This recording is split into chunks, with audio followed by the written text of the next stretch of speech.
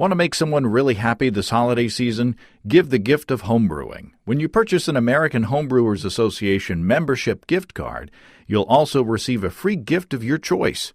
Head over to homebrewersassociation.org to learn more about this limited time offer.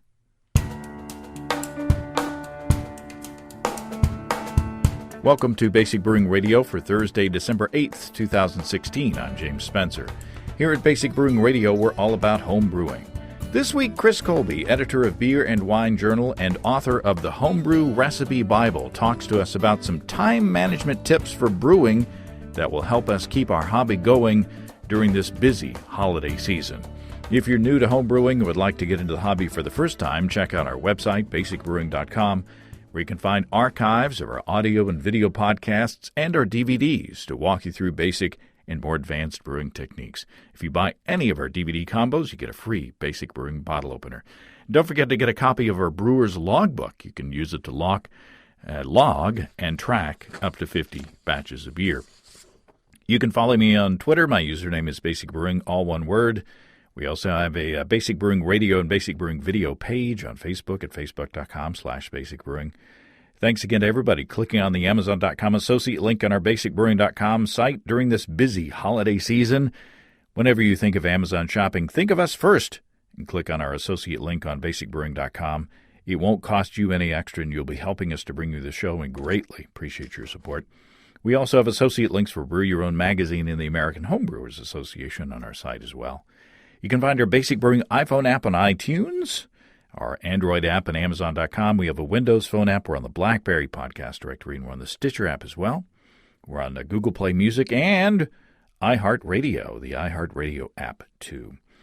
If you want to put a tip in our tip jar, some coinage in our virtual guitar case, you can go to basicbrewing.com/support, and thanks to everybody who's done so already. And Steve and I are going to get together soon to shoot our annual bonus video, which is going to be available for those who have supported us financially in one way or the other. I'm also working on putting together a mailing list via the MailChimp thing, which will allow me to more efficiently manage the list of supporters. And I plan to use that service to shoot you subscribers an email whenever I, say, post a video on YouTube that hasn't gone public yet. You know, sometimes I post a video on like Saturday if I'm going to post, make it public on Monday. Or if there's a recipe I want to share or any fun stuff that we can come up with. So look for that in your inbox. And, of course, you can unsubscribe to that at any time if you like, if you don't like the emails. And please let me know what you want to see on something like that. It's coming up on the end of the year, and soon it will be time for our annual Brewing Disaster Show. As you are well aware, every year Steve and I get together to read your disaster stories, your stories of brewing gone wrong. It's a lot of fun, and we award prizes to our favorite stories. The good folks at Brew Hauler have signed on as the sponsor again this year. We're glad to hear about that. We love, Steve and I both, we love our Brew Haulers, and we use them all the time. My back certainly loves my Brew Hauler. If you've got a disaster story to share, send it to me at james@basicbrewing.com or use the contact form on basicbrewing.com. And right now, Steve and I are planning on recording on the last week of the year, either that Monday or Tuesday. But get your stories in now before you forget. And we have a good crop again this year, so it should be fun. I posted an episode of Basic Brewing Video on Monday that is a video tour of Steve's new homebrew shop. We're getting a ton of good feedback on that episode. Steve and his wife Gretchen have done an incredible job of redesigning that space, and you get a tour of the whole area from front to back. I've spent a couple of days down there with customers, and they are really excited about the new shop. There's still some things that need to be ironed out. For instance, the online store is not, as of this recording, not online yet, but the physical store is open, and that's the important part. And boy, Steve is really in his element down there. He has a great feel for what retail's all about. It's really good to see him busy, but happy in his new job, his new course on the river of life. Let's talk about the owners of another awesome local homebrew shop, Desiree and Dave of High Gravity in Tulsa. There are a couple of holiday deals or holiday deals going on right now at highgravitybrew.com. Until December 31st, you can get double brew bucks on all electric brewing systems. Brew bucks are the credits that you can use online in the highgravitybrew.com store. And you can look at the description of the systems on highgravitybrew.com to see how many brew bucks they're eligible for. And also, until December 31st, $90 will get you a $100 gift card. So be sure to tell Santa about that. I sure love my new Warthog EBC 130 electric brewing controller with its separate mash and boil modes and its handy timer. It was fun to brew my porter using that. You can see that the Warthog EBC 130 and the full line of Warthog controllers and turnkey electric systems at highgravitybrew.com. And I certainly appreciate Desiree and Dave's support, continuing support, and I hope you'll remember them this holiday season. And speaking of holidays, the weather is great for brewing here in the Northern Hemisphere, but time is precious during the holiday season. It's almost like our families and our workplace want us to prioritize our stuff to spend time with them. Well, Chris Colby, editor of Beer and Wine Journal and author of the Homebrew Recipe Bible, is here to help us fit it all in. Chris Colby, welcome back to Basic Brewing Radio. Hey, James. Thanks for having me on the show. You know, the holiday season is upon us, and there's nothing better than a good homebrew recipe book for under your tree or somebody else's tree, right? Yeah. Hopefully someone wrote one. That would be awesome. Seems like that would be the perfect holiday gift this season. Is your recipe book still showing up on the Amazon top beer books list or whatever? Yeah, it is. It's still somewhere in the I don't know. It bounces around, but it got a review in like the St. Louis, no, not St. Louis, the Minneapolis paper and Minneapolis St. Paul. I was thinking the same. And it also got recommended in Forbes magazine, or at least on their website. So as one of the top brew books of the year. So it's people are buying it, I guess. I hope. Well, unfortunately, it's not in the homebrew stores yet, so you got to go through the traditional book outlets to find it. But it's definitely worth looking for and worth finding.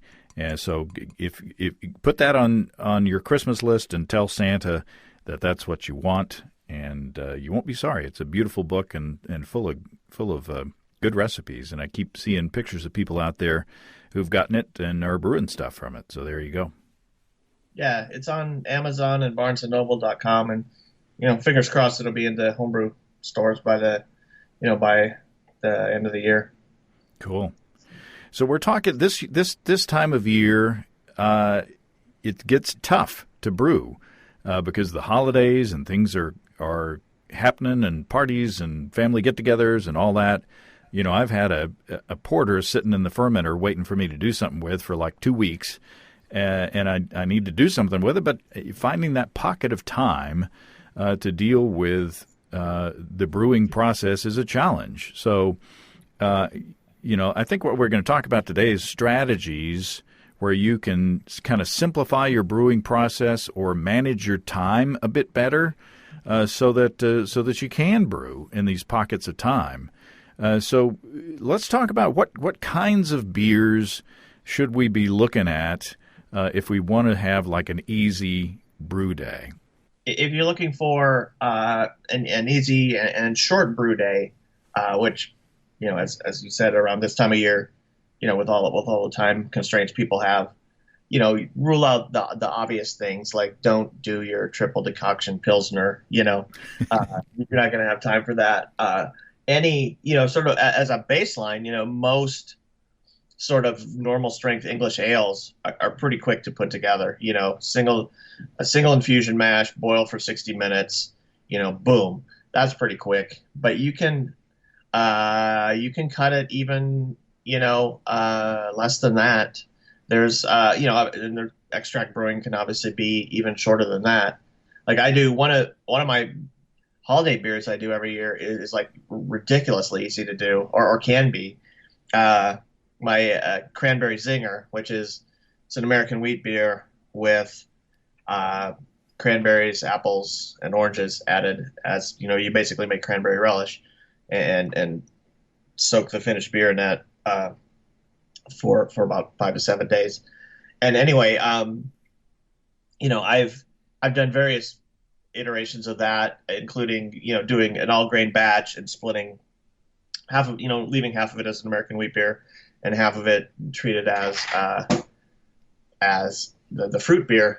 But I've gone incredibly simple. I mean, sometimes all I've done is heated some wheat malt extract for the base beer because the cranberries, basically completely overwhelm the flavor profile. So there's nothing really that you're going to do in a mash that you're going to end up tasting in the beer.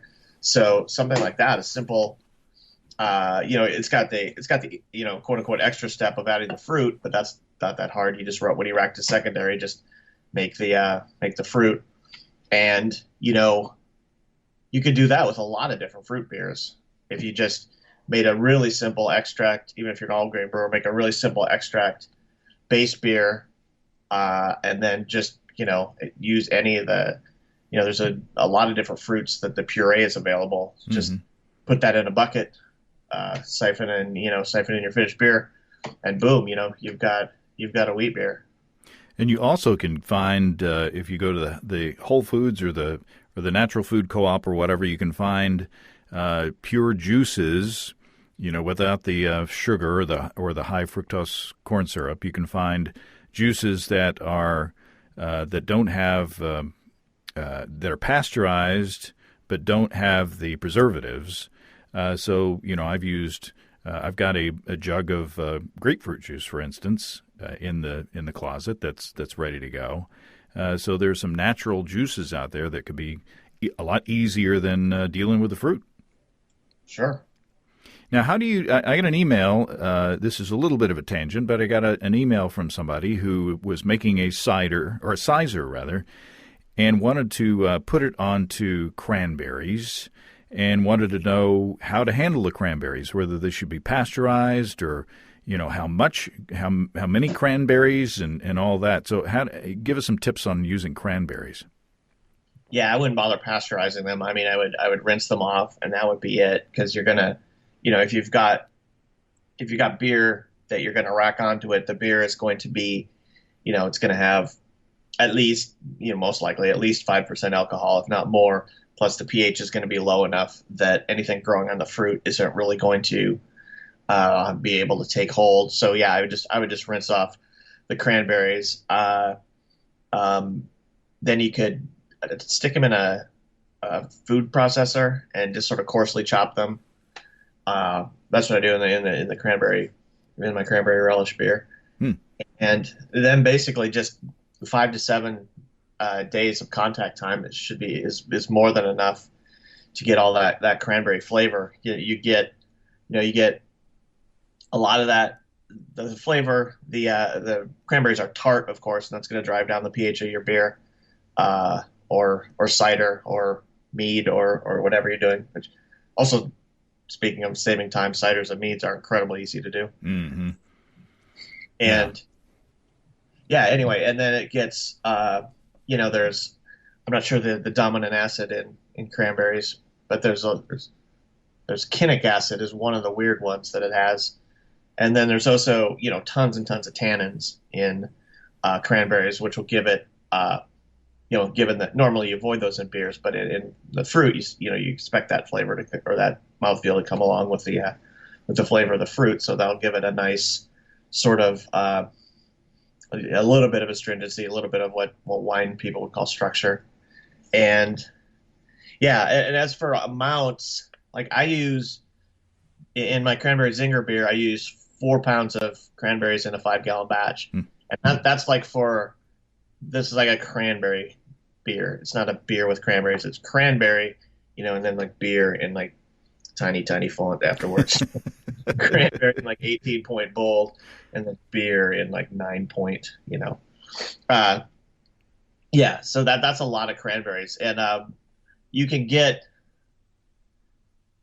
in a 5-gallon batch, even with a half a pound. I'm sort of guessing because and I don't see why you would want to add a small amount of cranberries to something, because like a little bit of cranberry flavor doesn't taste very good. I think you need to be like cranberry. But even something like, cranberries are so strong. I would say even a half a pound or even a quarter pound per gallon Mm.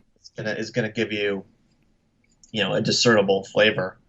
And then, the usual sort of thing they say is, what's the usual fruit rule? It's something like Like a for pound a gallon. pound a gallon for like strongly flavored fruits. Yeah, and then cranberries are intensely flavored, so I start from there. Now, getting back on, that was a good bunny trail to go down. That was good information.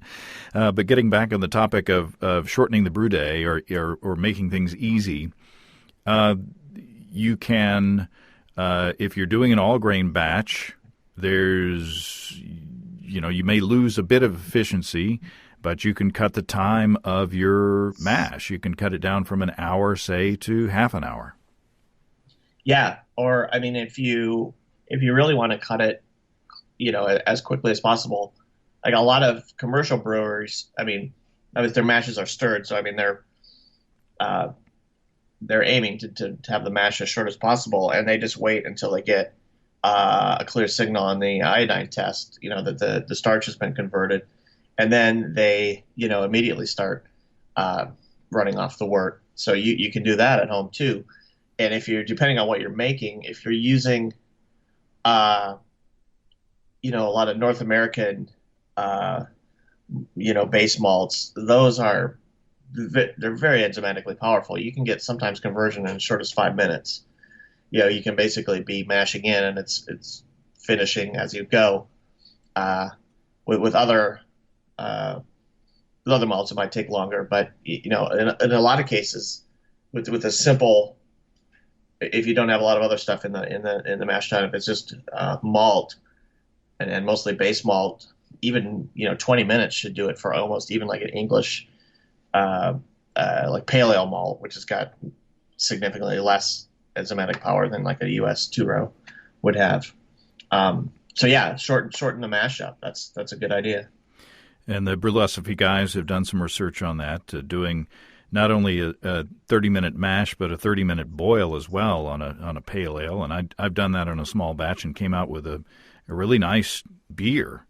I didn't compare it to the same recipe with, a full-length, quote-unquote, mash and boil. But, there's some evidence there that you can make a good, nice, especially like a smash beer, in half the time in the mash tun and in the kettle. Yeah, and especially if you're trying to brew a beer that was on the dry side, you wouldn't want to do that. You would want to give the mash time to the enzymes a lot of time to work. But if you're brewing a beer where you want it to be like full bodied, or even more than average full bodied, shorten up the mash.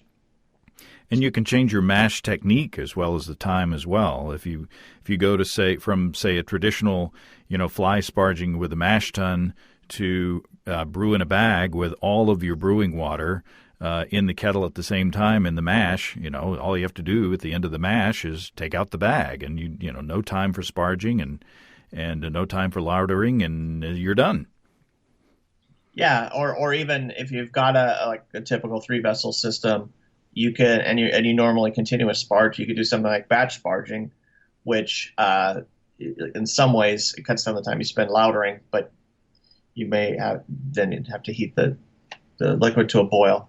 You can also the simplest and works actually well with low gravity beers is a no sparge, where there's a couple different ways you can do it. You can just mash in very, very thin and then just run off all that wort at once, or you can mash in at a normal mash thickness. Let the mash do its thing. Then stir a bunch more water into the mash, let it sit for like 5 minutes to settle, and then recirculate and run it off. And either way, you're running the mash off very quickly. Although the flip side of that, of course, is when you're continuously sparging and you're heating you are or should be heating the wort as you go, so that once you're done, even if you spend 60 or 90 minutes sparging, your wort is at a boil, the second you're done. Mm-hmm. Whereas if you batch sparging or no sparging, yeah, you run it off quickly, but then there's it's not going to be an hour or 90 minutes of hopefully with your burner, but you still got the time to heat it, so you're not gaining all the time you think you are by doing that. And you can also rush at the cost of really not that much efficiency. You can, instead of sparging for 60, 90 minutes, if you're doing continuous sparging, cut it down to 30 or 20, and you'll suffer some loss of extract efficiency, but really like not as much as you'd think, I would guess. Although that presumes I know what you're thinking, so. Everybody else is doing it. Why not you? How about that? Now, another thing that you can do to shorten the brew day is to cut out the mash altogether and do an extract beer. Sure. Yeah. Typical extract with specialty grains steeping. And if you're used to doing all grain brews, you can, what's the word I want? Fancy up your. That's not a good term. You can do a partial mash is what I'm saying. You can add some base grains to do your steeping. You still steep for a short amount of time, but instead of the steep being just a specialty grain steep, it's actually a small mash. Boom, and especially if you haven't brewed extract in a long time, like you switch to extract, if you get some fresh malt extract and have a recipe that'll work, you'll be surprised at how good an extract beer can be. Especially, and I'm a big fan of partial mashing, so I'd say, especially in that case, yeah, and you can save some time. And you can do a recipe like my 15-minute pale ale, where not only is it an extract beer, but the boil is only 15 minutes long, and you're just adding a boatload of hops in there to get your bitterness up and to get amazing, hop flavor and aroma. So there is that. You can also, if you're doing an extract beer, you don't have to do a full volume boil. So if you boil, say, 3 gallons instead of 5, and then top up in the fermenter, the time that it takes to raise that wort to boiling and then to chill it down is going to be cut as well, right? Yeah, and that works. That's sort of the standard extract method is to boil a thick wort and then dilute it to working strength, and that works. That works fairly well, especially with the lower gravity beers. In the higher gravity ones, you can maybe get some an undesirable degree of color pickup by boiling a wort that's too thick. But yeah, for lower gravity beers, sure. And since we're talking about easy, fast recipes, barley wine is probably not going to be on the list, because it's going to take some extra time to ferment, probably. So maybe, a lower gravity beer would fit the bill a bit better.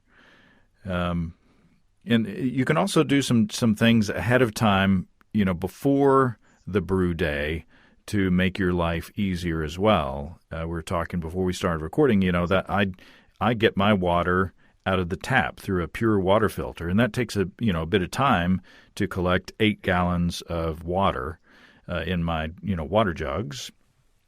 Well, I can do that, days before. Whenever I have a pocket of time, I can fill some water jugs, and I don't have to take half an hour, or however long that takes on the brew day, to get that accomplished. The trick is you've got to plan ahead. but filtered water doesn't go bad, so you can fill up those jugs and put them in the basement or wherever you keep your stuff, and they'll be ready to go whenever you're ready. Yeah, sometimes, if you're brewing either now around the holidays or any time and you just don't have, just huge chunks of time to spend, you can end up spending the same amount of time, but at least spread it out. I mean, there are things like, wait till the night before and crush your grain and then just, keep it in a paper sack somewhere. That'll work fine. And that'll, crushed grain will keep at least a couple days before it even starts getting bad, and then it's still usable, in some sense for a couple of weeks. But it's better to use it quickly. And like you say, you can get your water if you use an RO filter or some other kind of filter. Draw off your water, do whatever water treatment you need and have that ready. You can, if you have a complicated sort of mash schedule. Or I'm sorry, complicated like grain bill, and like some people have, they'll buy a couple sacks of base malt and they'll buy a few pounds of all these different specialty malts that they use. You could measure everything out the night before. Same with your hop. You can just anything that you need to do on brew day that can be done ahead of time. If you know the day you're going to brew, just in the couple days leading up to it. To just do something. Yeah, cleaning gear, making sure your gear is all clean. I like to end the brew day with everything clean so I don't have to worry about it, the next time. Or, it gets harder to clean once the stuff gets all dried and crusty, especially when you're thinking about, wort going through vinyl tubing. If you at least rinse that out as quickly as possible, that's going to help things out. So, yeah, getting everything, you could even stage your brewing equipment on the patio or the porch or whatever if you're in that situation where you can do that, where all you have to do is get up in the morning and flick the switch. You could even put your sparge water in your kettle, and get it ready to go so that all you have to do is just walk out there and hit the ground running. Yeah, I remember a couple of years ago I was talking to some guy who had an electric had like a big brewing rig, but it was all electric, and it was in his basement, and it was on a timer so that on days when he brewed, he would just get up in the morning, go get coffee, and then when he would walk down to his basement, the timer would have already turned on the burners, they weren't burners, but turned on the heating elements, and so when he got downstairs to brew, it was his sparge water was ready. So I thought that was kind of a tangent, but I thought it was kind of cool, kind of slick. Yeah, Andy Sparks has a. His controller's on the Wi-Fi, so that all he has to do is fire up his iPad and hit the start, but roll over in bed and hit the start on his his kettle to start heating his strike water. So, so you can also I've heard of people as well splitting the brew day. In other words, doing the mash and collecting the wort one evening and letting that sit overnight, and then starting the boil the next morning. And they are happy with that process.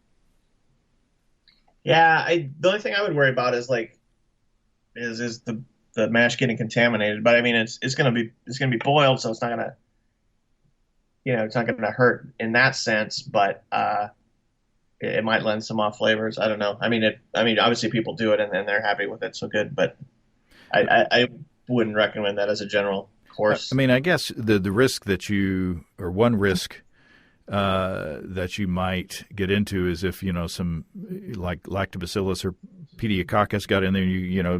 Theoretically you could sour your wort overnight if you're not careful. That contamination, as far as any bugs getting in there, you can boil and kill them the next day, but you can't kill tartness. Once it's yeah, once it's in there, it's in there. Like, I don't know. I mean, if I lived in like northern Minnesota and I could, run off the wort and then stick a wort chiller in it and cool it down to, something cold and then stick it in a snowdrift overnight, that would put me a little more at ease. But I don't know. I live in Texas, and just thinking about, unboiled wort sitting out overnight is, makes me want to erp a little. A little bit of Wyatt Earp down there in Texas. Yeah. Erp. There's some shortcuts on the fermentation side, I guess, as well. You don't have to rack to a secondary. When I first started getting into homebrewing, it was a necessity that you had to rack off off the primary yeast as quickly as possible and get it into a secondary fermenter, and let it sit there for a week or two before you could bottle it or package it or do anything else. That advice has pretty much gone by the wayside. Yeah, and this is a case where it really helps to know your yeast strains. I mean, there are some yeast strains that are very powdery, not that flocculent, and you like 1056 is one example where you can be done and there's still quite a bit in suspension, and for that yeast, racking over to secondary a lot of times does help. It does drop clear next couple days, but a lot of other yeasts that are very flocculent, there's just no reason at all to rack them to secondary. They're going to do their thing and then just drop out like a rock, leaving you with clear beer. And not racking to secondary, like knowing your yeast strains and knowing which ones should be racked to secondary and which not is good. And then obviously simple things like, and especially if you're brewing a low gravity ale, you might not even need to make a yeast starter. If you're using liquid yeast, or if you're using dried yeast, figure out how much you need. Go to, one of the online yeast calculators like the one at MrMalty.com, Jamil's calculator, or any of the others, and figure out how much dried yeast you need. And just, it's cheaper than, it's not dirt cheap, but it's cheaper than liquid yeast. And just get enough to get a healthy pitch. Mm-hmm. Or if you're, really active brewer, try to time your brew days for when you rack, a beer from primary into, either the bottling bucket or keg, and then you've got all that yeast left over from the previous batch, and then, yeah, and it gets going pretty quick. The packaging, obviously, there's a shortcut there, and that is, it requires an investment in equipment, but, if you've got sanitized kegs sitting around and ready to go, it sure is a whole lot easier to transfer into a sanitized keg than to, sanitize a bunch of bottles and bottled the beer on the day of packaging. So, kegging, while I think it's not as time efficient as I thought it would be, because I tend to wash my bottles as I go along, so that doesn't take a big hunk of one day. And I take a long time to clean my kegs, because I take them apart every single time and, make sure that every part is washed and every part is sanitized. And so on the whole, kegging to me isn't as time efficient as I thought it would be over bottling. I think if you have, a sanitized keg ready to go, boy, it sure is easy to transfer from the fermenter into the sanitized keg, put some CO2 on it, and put it in the kegerator. Yeah, another thing to think about when bottling, and this is one thing I do a lot, is every time you bottle, you don't need to put it into like a 5-gallon batch. It doesn't need to go into like 52 12-ounce bottles. Like, think about what, how do I put this?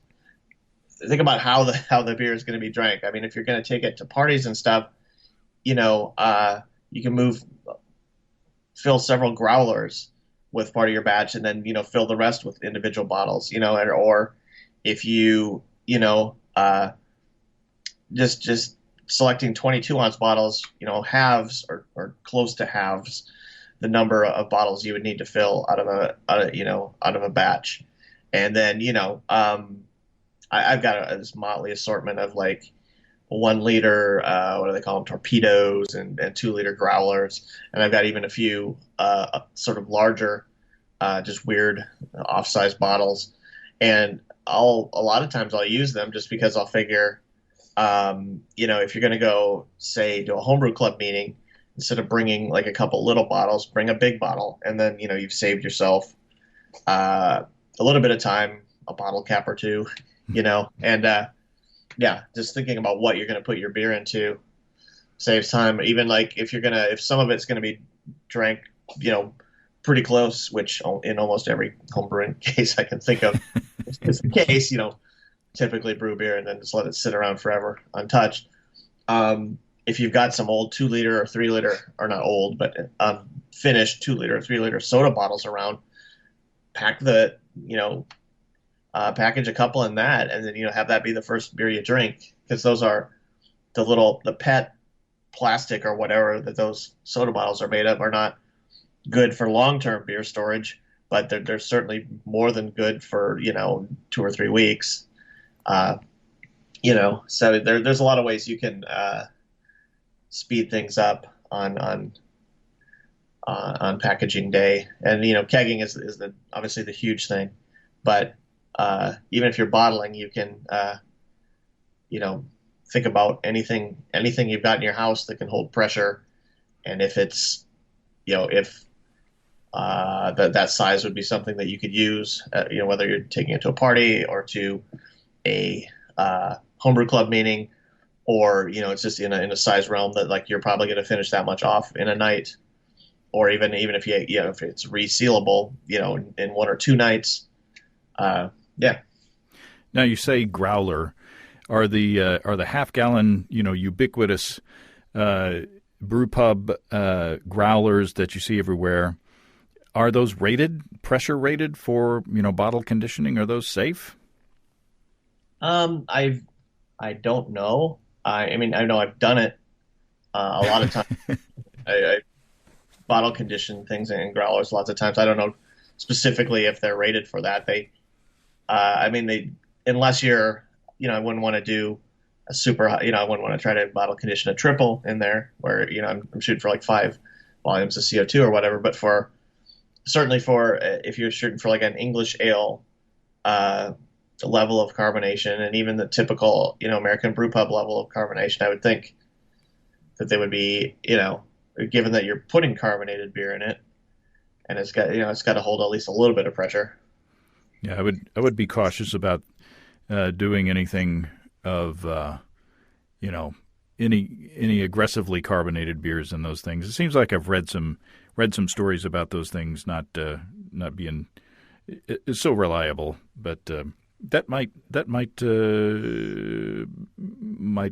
need some research on the interwebs. Yeah. Just in general, obviously the larger something is, the easier it's going to be able to be shattered by pressure, and the thinner the glass, yes, and then so the more carbonated the beer, the more likely it would be. So just, I use, I would say homebrewers should always use some sense when bottle conditioning, because something could go awry, and most people store their bottles somewhere that if one breaks, it doesn't, people take precautions that it's not going to, cause that much of a problem. And then doubly so when people do more, highly carbonated beers. And yeah, I would say, to just take the reasonable amount of precautions if you're packaging in something that you're not completely sure. And this leads to another bunny trail. I've had a question or two recently, or an email or two recently, from brewers who have packaged the same beer in different size bottles, and they say that the larger capacity volume, or the larger volume bottles, are more highly carbonated than, say, the standard 12-ounce bottle. And for instance, when they open the bigger bottles, they get gushers. When they open the 12-ounce bottles, it's fine. Have you heard of that? Huh. Welcome to Stump the Expert. it's I've heard of people saying things like that. Like you used to hear that you used you should use less priming sugar in a keg than in, to prime a 5 gallon keg than you would to prime 5 gallons of. But on the one hand, that makes no sense scientifically from the standpoint of a fixed amount of sugar should make a fixed amount of volumes of CO2. Yeah. Although how that behaves in different size bottles might be different. With the, if you open up a 12-ounce bottle, bubbles come up from the bottom and they'll start knocking out more bubbles, but they've only got 12 ounces of beer to come up through, to rise through. In a larger 22-ounce bottle, they've got twice as much beer, and so they just got a longer vertical distance to rise, and maybe I'm not saying that is the case, but I would say that it could give more of an opportunity for a gusher just because you have more, the bubbles have more vertical distance to rise and more distance to join with other bubbles and knock other gas out of solution and stuff. Yeah, I don't know. That was my reaction was, well, maybe there is a physics answer as to why the shape of the bottle or the volume of the bottle would have something to do with it in the bubbles wanting to escape. And the fact that one homebrewer wrote in saying it was a triple, so it was a more highly carbonated beer, and the other one was a saison, and that may or may not be a highly carbonated beer. So maybe there's just the opportunity. I mean, any beer. Like, we've all been at a bar where some jerk has come along and tapped the top of our long neck bottle with another long neck bottle. And and we all know what happens there. Your bottle, your beer comes out the top and it spills all over the place and everybody laughs at you. And, hopefully if that guy is a good guy, he buys you another beer to replace it. So I guess any size and shape bottle can have a gusher, given the right circumstances. Yeah. Oh, definitely. And just think about like if you took the same beer, you had two different bottles, and you poured one into like a big Belgian goblet, open, wide, sort of shallow, and then if you poured the other one into, like a Stang or any of those really narrow, thin, tall glasses, the beer poured into that is going to have, way more foam on top, and that's not a change in the carbonation of the beer. It's just a change in the vessel that it's, been poured into. And so, I mean, I would guess that's part of it, but it would, I would want to see someone actually do an experiment, and then, wow, that would actually be a really easy experiment to do. Yeah. Is just, take, make sure your beer is stirred up well in your bottling bucket, and do some of it in 12 ounce or even smaller if you've got it. Some in 12 ounce, 22 ounce, liter growler, and then give them a try side by side after this. The same amount of time bottle conditioning warm, the same amount of time in the freezer cold. Because that might be another thing depending on if you tried the smaller bottles first, and then 2 weeks later you tried the other bottles, maybe there's just more fermentation that's going on in the, so you'd want to, I would want to see like at least a somewhat controlled experiment, demonstrating that before I completely believed it. If Steve were here, he would say the vessel with the pestle holds the brew that is true. The chalice with the palace. Steve's influence is all around, even when he's not here.